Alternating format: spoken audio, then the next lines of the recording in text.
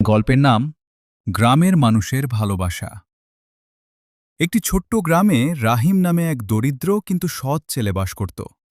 সে প্রতিদিন গ্রামের মানুষের ছোট ছোট কাজ করে সাহায্য করত।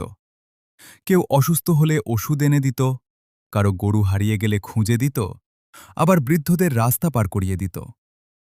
একদিন গ্রামের এক বৃদ্ধা অসুস্থ হয়ে পড়লেন।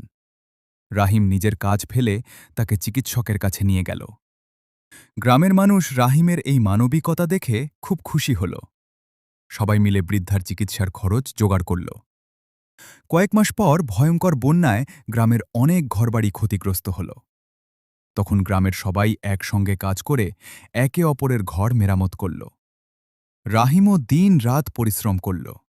সবার ঐক্য আর সহযোগিতায় অল্প সময়েই গ্রামটি আবার সুন্দর হয়ে উঠল। শিক্ষা: গ্রামের মানুষ যদি একে অপরকে ভালোবাসে, সাহায্য করে এবং ঐক্যবদ্ধ থাকে, তাহলে কোনো বিপদই তাদের হারাতে পারে না।